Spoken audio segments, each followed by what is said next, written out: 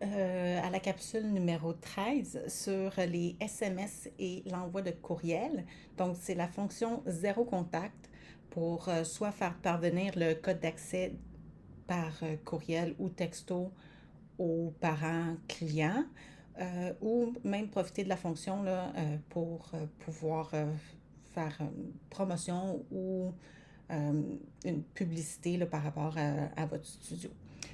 Donc, en premier, une fois que vous êtes connecté dans votre espace photographe, cette fonction-là se trouve sur la petite enveloppe ici.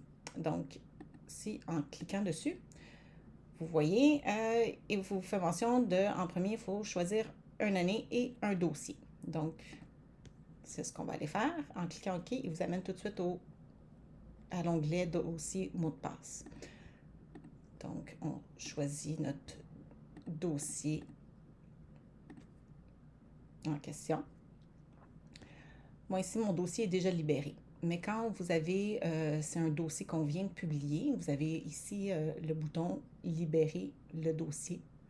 Donc, après avoir fait vos réglages, si vous cliquez quand vous cliquez en fait sur ce bouton-là et qu'il y a une fenêtre qui apparaît, qui vous dit attention, vous pouvez profiter de la fonction zéro contact avec votre dossier. Des frais supplémentaires s'appliquent, mais vous pouvez en profiter. Et là, à ce moment-là, vous décidez si vous voulez profiter de cette option-là. Si vous faites oui, que vous acceptez, ça va vous amener à la prochaine fenêtre que je vais vous montrer. Et sinon, si vous ne voulez pas bénéficier de cette offre-là, parce que vous avez déjà remis un bon de commande, un formulaire ou un encart à l'école aux parents, à ce moment-là, vous faites non et ça va quand même libérer votre dossier. Donc, si vous faites oui pour avoir le service zéro contact, ça va par défaut vous amener à la fenêtre qui est la même que si vous allez en cliquant sur l'enveloppe et en cliquant sur envoi de mot de passe SMS, ça va vous amener sur cette fenêtre-ci avec la recherche et ça applique, donc ça vous donne toutes les informations de la base de données telle qu'on l'a reçue et avec laquelle on a jumelé les informations étudiantes. Donc, bien sûr, s'il n'y a pas de courriel et pas de numéro de cellulaire dans la base de données, on ne peut pas l'utiliser ou à moins que vous rentiez manuellement des adresses courriel, des numéros de cellulaire, mais ça peut être très, très fastidieux si vous en avez beaucoup.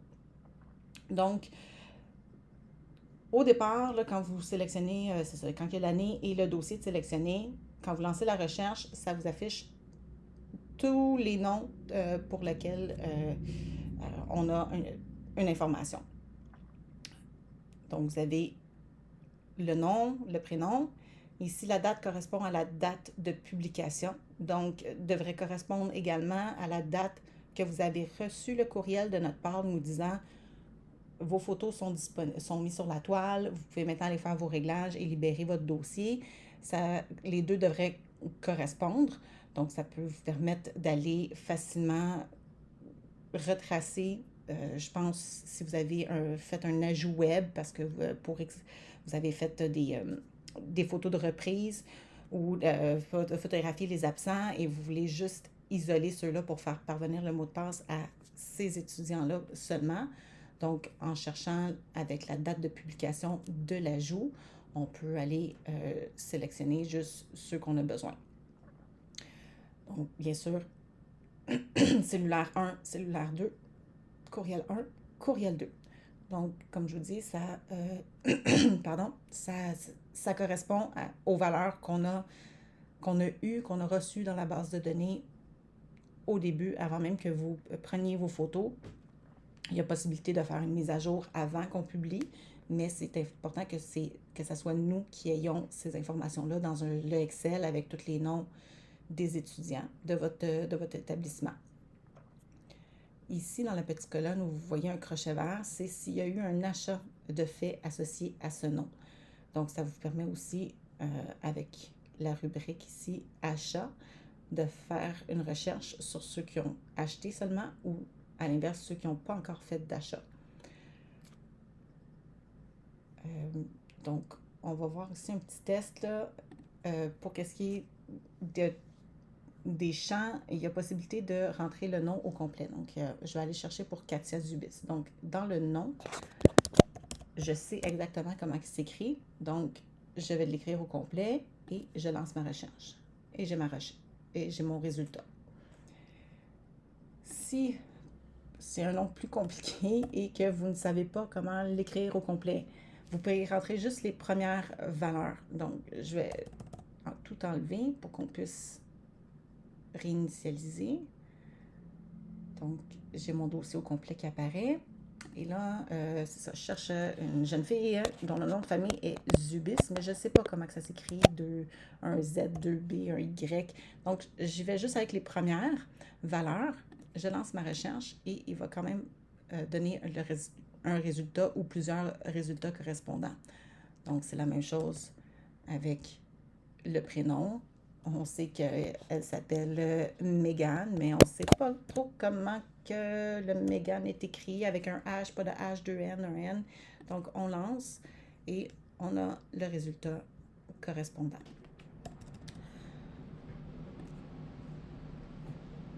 Donc, bien sûr, avec ici la fonction de trouver s'il y a eu des achats, pour ceux qui ont eu des achats ou non. Donc, si on cherche ceux qui n'ont pas eu d'achat parce qu'on veut peut-être leur faire un rappel, on lance la recherche. Et vous voyez, m'apparaît seulement ceux qui n'ont pas fait d'achat. Donc, ça peut être très, très intéressant d'utiliser cette fonction. Je réinitialise ma recherche. Donc, ici, j'ai toutes mes données. Donc, normalement, quand vous faites à l'étape précédente, si vous êtes en train de libérer votre dossier et que vous choisissez d'utiliser le zéro contact, par défaut, il va afficher toutes les données associées au dossier. Quand vous avez tout ici, vous pouvez passer maintenant à l'étape suivante. Avant, je vais vous faire une petite mention ici, choix message additionnel. À l'étape suivante, il y a possibilité d'avoir jusqu'à, je vais vous montrer, on peut mettre jusqu'à 3 messages additionnels différents. Donc, exemple, un ici, mon message additionnel 1, c'est pour tout le monde en général. C'est pas, je leur spécifie qu'ils peuvent commander jusqu'au 1er janvier, que la livraison est gratuite à l'école. Sinon, après, c'est des frais de livraison ou des frais de retard. Message additionnel 2, toujours ici, c'est des exemples seulement, donc vous pouvez les utiliser selon vos besoins à vous. Donc, dans l'exemple ici, c'est que vous offrez une gratuité ou un ensemble spécial pour les familles de 3 enfants et plus dans la même école. Donc, ici, c'est le message qui va aller aux étudiants qui sont identifiés comme choix message additionnel 2. Donc, comme ça ici, qui indique de contacter le studio pour avoir l'ensemble d'une valeur de 20 $ ou moins. Et j'envoie aussi un message différent aux membres du personnel parce qu'eux aussi, ils ont une gratuité, ils ont un ensemble d'une valeur de 15 $. Donc, pour tout ça, vous pouvez rentrer donc jusqu'à 3 messages différents. Donc, ces messages-là ici, il y a possibilité de l'indiquer et dans la base de données qu'on reçoit. Si vous avez déjà fait le tri, vous savez déjà lesquels qui ont des familles de 3 enfants et plus ou le membre du personnel, vous les avez déjà identifiés dans votre base de données. Il y a possibilité déjà de les identifier ou sinon ici, en rentrant, on peut venir le mettre. C'est un petit peu, donc là ici.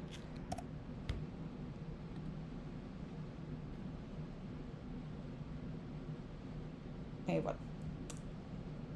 Donc, par défaut, il devrait tout être à 1. Et seulement si vous voulez venir le changer, vous pouvez le faire. Donc, en passant à l'étape suivante, ici, pour le formatage du courriel, on a un petit point d'information. Donc, vous pouvez choisir texte seulement ou texte et graphique. Graphique étant votre logo de studio. mais de faire attention parce que les graphiques peuvent être perçus comme de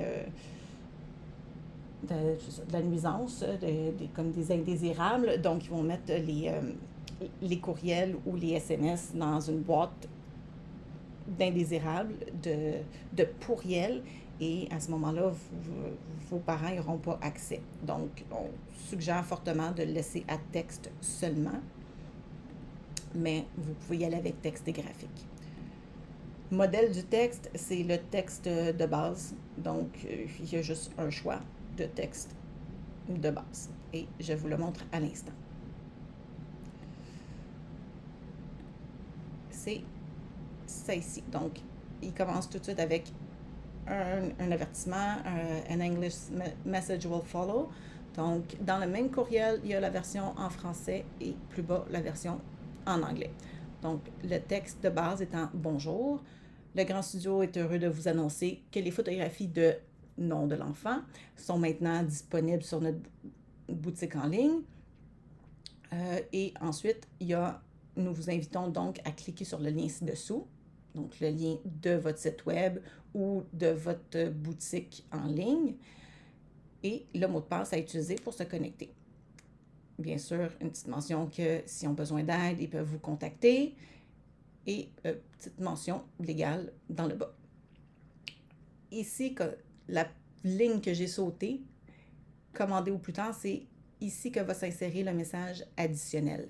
Donc, dans le cas ici de mon dossier démo, mon message additionnel 1, commandé au plus tard le 1er janvier, mais c'est à cet endroit-ci, dans le message, que ça vient s'insérer entre la présentation et entre le lien pour la boutique.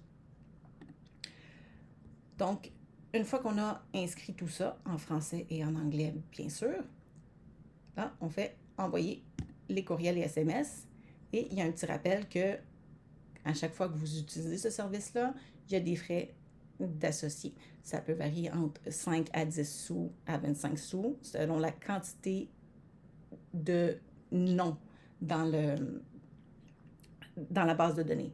Parce que la valeur est associée à un nom et non... attendez, je vais juste m'assurer que je ne fais rien de stupide ici. Vous vous apprêtez... Non, je ne veux pas le faire.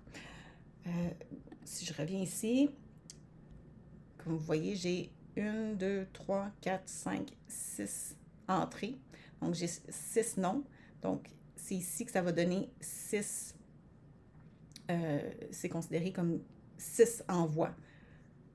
Comme ici, que les 4 possibilités soient remplies ou qu'il y en ait juste une, c'est considéré comme 1. Donc, simultanément, on peut en envoyer jusqu'à 4, 2 adresses courriel et 2 cellulaires, mais c'est perçu comme une entrée. Donc, au niveau de la facturation, quand on envoie, et là où il y a des frais, on calcule pas le nombre total de courriels et de SMS, mais le nombre d'individus, le nombre de personnes à laquelle les messages ont été envoyés.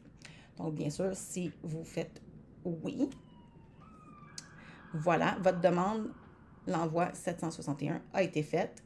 Vous pouvez la prendre en note. S'il y a un bug, vous ne semblez pas recevoir de courriel ou vos parents ne semblent pas les recevoir, vous pouvez nous aviser avec le numéro d'envoi. Donc, je vous montre à l'instant. Une fois que ça ici, c'est fait, vous allez recevoir, vous, en tant que photographe, vous recevez un courriel qui dit « Vos photographies sont maintenant disponibles sur la boutique en ligne. » Et là, ici, « Bonjour, Monsieur Demo », ce qui est nous, Spectra Visuel.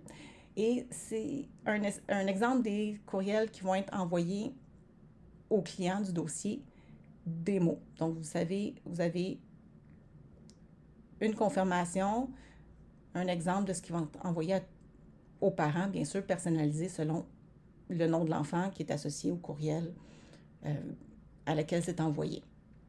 Donc, s'il y a quoi que ce soit, si vous ne recevez pas ce courriel-là, il y a des grosses chances qu'il y ait un petit bug avec le système de messagerie. Donc, vous communiquez avec nous puis vous nous dites « Je n'ai pas reçu mon courriel, les 0 contacts ne semblent pas fonctionner. » Et on va aller vérifier qu'est-ce qui se passe. Donc, vous recevez votre, votre courriel qui sert de confirmation en même temps.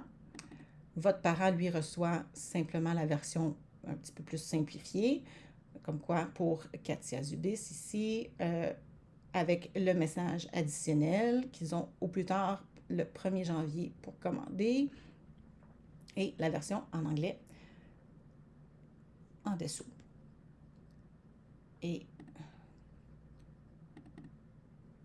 ici, un autre courriel pour le même dossier, Jacinthe Charon-Major, avec son démo à elle également.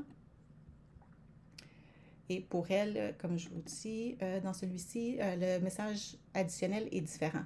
Donc, lui ici, parce que vous avez 3 enfants ou plus, eux, ils ont un message personnalisé. Donc, vous voyez que selon les réglages de la personne ici, donc lui, c'était pour Jacinthe Charon-Major, mon message additionnel 2. Donc, il a vraiment suivi la règle. Ici, pour Jacinthe Charon-Major, on voit que c'est le message additionnel 2. Et la même chose, je devrais avoir un pour les membres du personnel.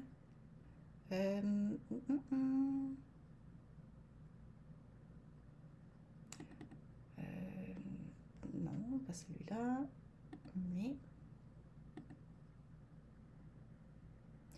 Ah, celui-là ici, le dernier, en fait, c'était pour montrer que, comme vous voyez, c'est pour le même enfant, pour Benoît Charon-Major. Ben, il y a une fois qui était avec l'adresse courriel. Donc ici, Benoît Charon-Major, il y a 2 adresses courriel. Donc la mienne et celle de Spectra. Et on a bien reçu 2 fois. Donc une fois à mon adresse pour Benoît Charon-Major et le deuxième courriel qui est envoyé, lui, à Spectra Visuel et avec Benoît Charon-Major. Donc, tout fonctionne bien. Voilà. Et pour ce qui est du texto, laissez-moi l'ouvrir autrement pour que vous le voyez bien.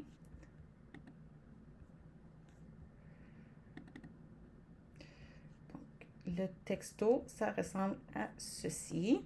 Donc, mot de passe des photos de Benoît Charon-Major, version bilingue encore, Benoît Charon-Major's photo password, avec première case, deuxième case, troisième case, accès web, avec le lien.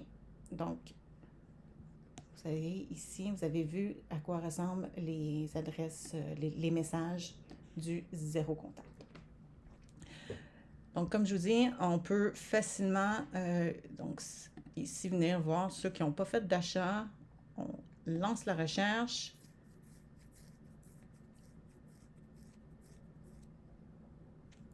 Et donc, ici, on pourrait très bien décider de mettre un message additionnel et que le message additionnel est « Attention ». La date limite pour commander, pour éviter les frais de retard, arrive à grands pas. Il vous reste plus que 3 jours pour commander sans frais supplémentaires, blablabla. Donc, il y a possibilité de refaire un envoi. Bien sûr, à chaque fois que vous faites un envoi de courriel et d'SMS, il y a les frais rattachés à ça, mais ça peut être une bonne façon d'aller chercher les personnes qui n'ont pas placé de commande ou que le courriel est tombé entre 2 chaises ou sinon ils ont reçu le courriel ou ils l'ont mis de côté, le SMS, et ils ont oublié. Donc, il y a possibilité de le faire de cette façon-là.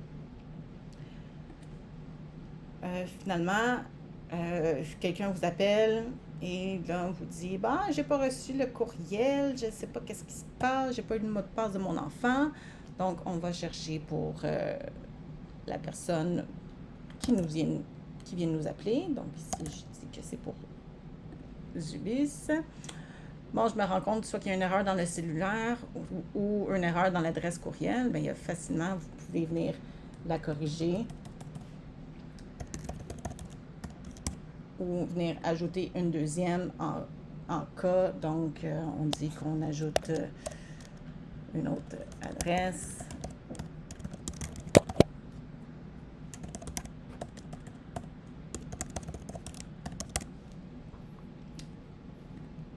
Comme ça ici. Et là, vous pouvez, en ayant seulement votre recherche, passer à l'étape suivante et poursuivre afin d'envoyer les informations aux bonnes personnes. Donc, voilà ici pour l'envoi de mots de passe par courriel. Et un peu donc dans la même idée, on a aussi l'envoi de publicité et promotion. Donc, toujours avoir un dossier, une année et un mot de passe. Une année et un dossier de sélectionner. Donc là, ici, regardez ma valeur plus tôt de recherche dans l'autre fenêtre. Donc, si je réinitialise, j'ai ici, ça ici pour l'envoi de publicité et promotion, c'est les personnes qui ont rempli l'information là, de l'invitation personnelle à se joindre à la liste d'envoi. Donc, bien sûr, c'est cette fonction-là qui est également rattachée à la fonction, je vais vous le remontrer ici, donc ensemble et prix, dans présentation, c'est ici publicité et promotion. Permet au client de s'inscrire à ma liste d'envoi, donc en vue d'utiliser la fonction publicité et promotion, il faut au préalable avoir offert l'option dans présentation et là de l'avoir affiché soit à l'entrée ou à la caisse. Mais c'est à partir de cette option-là ici que ça fait la collecte de données pour pouvoir faire la publicité promotion. Donc, ce n'est pas l'envoi de publicité promotion ne va pas chercher les adresses courriel de la base de données. Donc, pour le même dossier, ça ne va pas chercher les valeurs à la même place. Donc, c'est bien important de comprendre la différence. L'envoi de mot de passe, c'est spécifié, c'est avec l'entente avec l'école ou l'établissement que les mots de passe que les courriels ou les cellulaires vont servir qu'à l'envoi de mots de passe. Donc, aucune publicité, sauf bien sûr si là vous avez offert l'option et que le parent a volontairement mis son adresse courriel ou son cellulaire pour recevoir de la publicité. Et là, à ce moment-là, vous pouvez en profiter ici. Et donc là, vous avez sélectionné tout votre dossier démo. Vous décidez de passer à l'étape suivante. Et là, il y a possibilité de mettre un message, le message français-anglais. Donc, encore là, de formater le texte.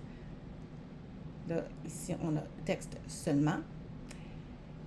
Et donc, on peut facilement venir soit faire une promotion. Les photos, ça fait déjà 6 mois qu'elles sont en ligne. Dernière chance de commander avant que les frais ne soient complètement irréversibles. Nous vous donnons un 10% de rabais, mais il y a possibilité, plutôt un 10 $ de rabais ou un 5 $ de rabais pour essayer d'aller chercher d'autres ventes. Vous pouvez ajouter un code promotionnel à chaque courriel. Donc, on active l'ajout d'un code à chaque courriel et on met la valeur. Donc, ça peut être une idée comme ça ici ou à tous ceux qui, de ce dossier-là, vous pouvez leur dire merci d'avoir visité notre boutique.